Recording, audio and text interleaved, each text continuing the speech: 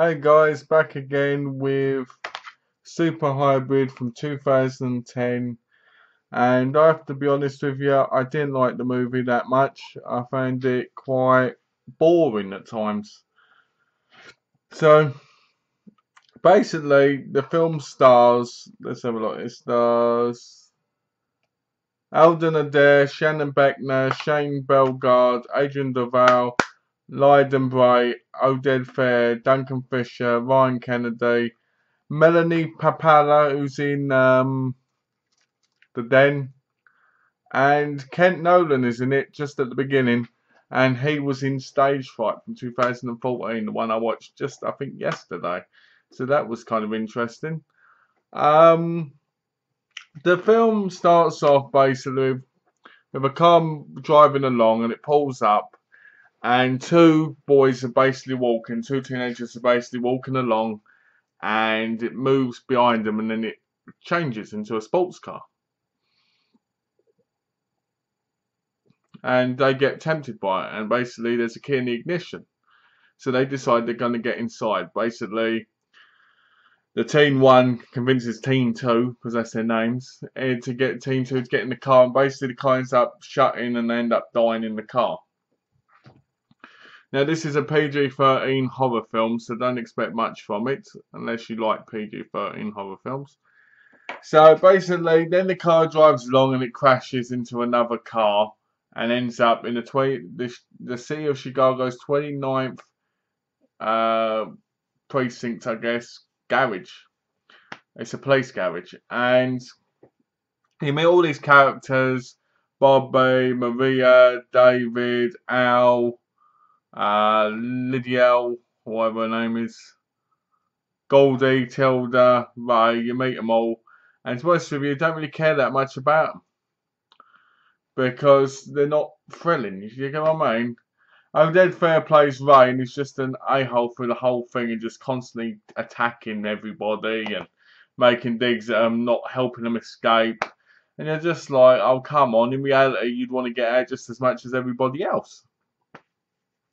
So basically, the car starts killing them off one by one.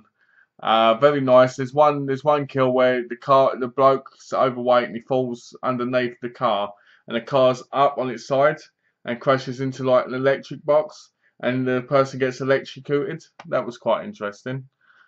But other than that, most of the kills are quite boring because all it is either being run over or being pulled in the car.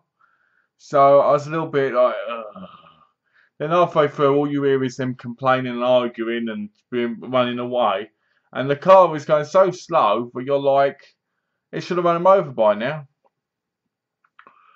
So I was just like, oh. So basically, for about half an hour, they're just running about and hiding and making a trap. They said they're going to make a trap to get the car. And the thing is, the car changes different models, and the models ain't even that impressive either. Like changes to old sedan cars and stuff like that. Stuff you don't really care about, you know, stuff that you don't want to see. When you look at the cover and you look at that, that's the car you see, but you rarely see that car at all. So basically, they're making a trap, and the car ends up pushing another car in there on the edge, and you just sit there thinking, okay. There's a great death in it from oh, what's her name again? Melanie Papalia from The Den, where she goes, I've got it, and she gets a Molotov cocktail, throws it at the car, and it bounces off the car and hits the floor, sets her on fire, and then she falls down the shaft where they set the spike trap to catch the car and dies. And you're like, yes!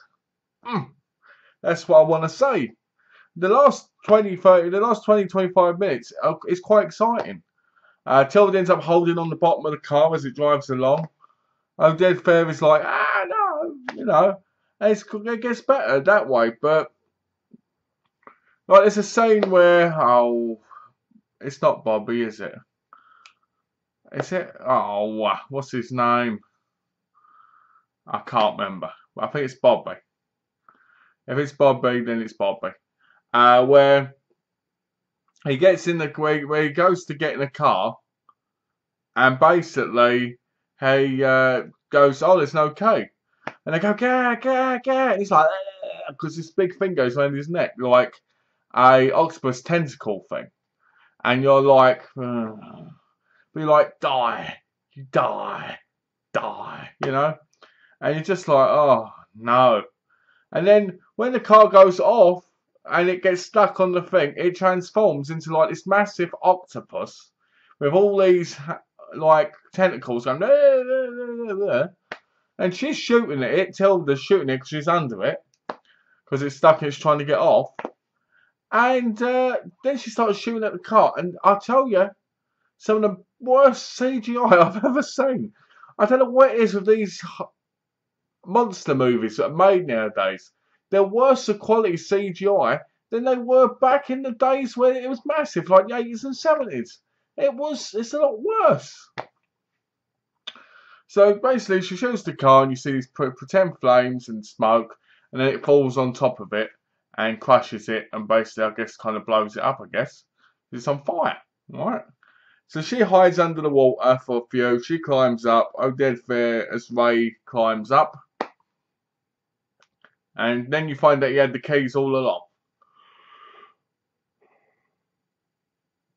You find out he had the keys all along, and you're like, puff. You know, you just feel like grabbing hold of him and punching him in the face a few times. And then he opens it up, and who's there? Tilda's boyfriend, who you saw at the beginning, basically going, I've got a bad back, I can't work. Yeah, he was doing exercises with it. So you know he's a waste of space. And she goes, your car's done, and throws the keys to him. And he looks at her like, oh, Tilda, Tilda, Tilda. And you're like, eat it, sucker. You know what I mean?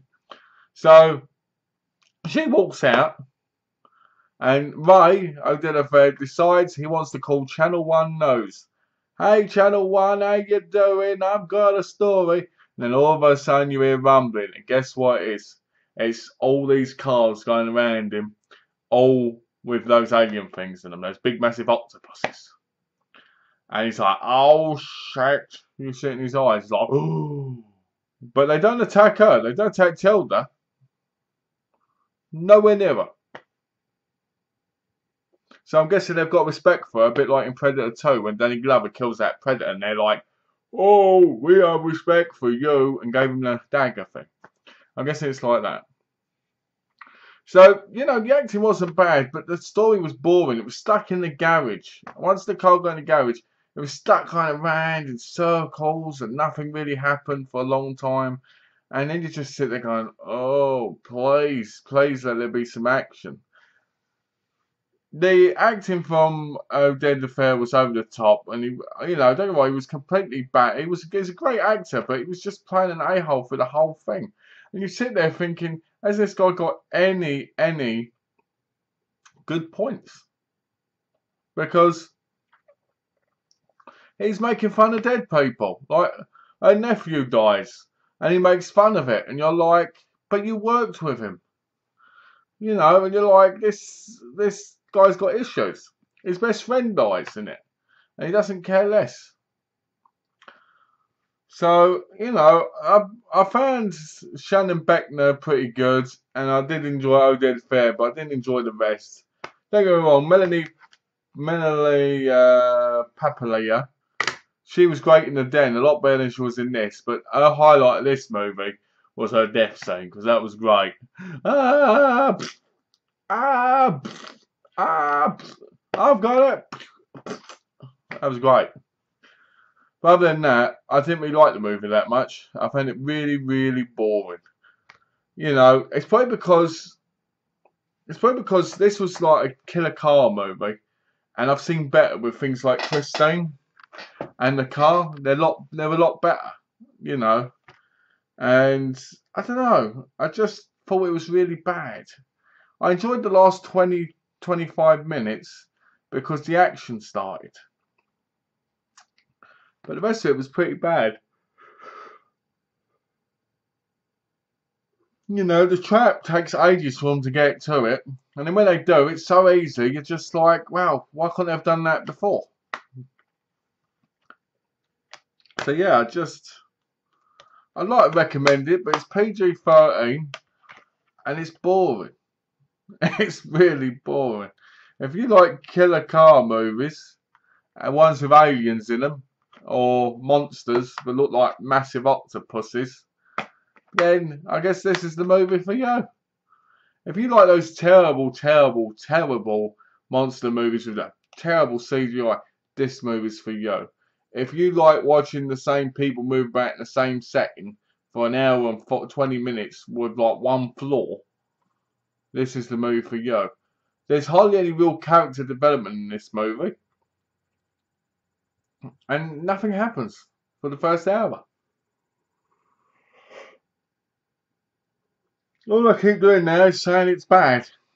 But let me tell you, it's not as bad as Always a Bloodlines. I hate that movie. That movie sucks. This movie is quite close to that in my view. If we went for the action at the end, I would rate it a 1. But I'm going to rate it a 1.5 because I didn't enjoy it that much. And to be honest with you, it made me want to go out and pay $100 for the Twilight Time copy of Bloody Christine because that's far better. And a lot better killer car movie with a lot better soundtrack, a lot better lighting and fantastic action. So, yeah, that's my review of Super Hybrid.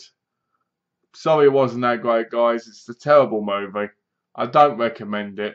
But if you like bad horror movies, PG-13 ones with terrible CGI monsters that look terrible, and you just feel like, you know, I don't know.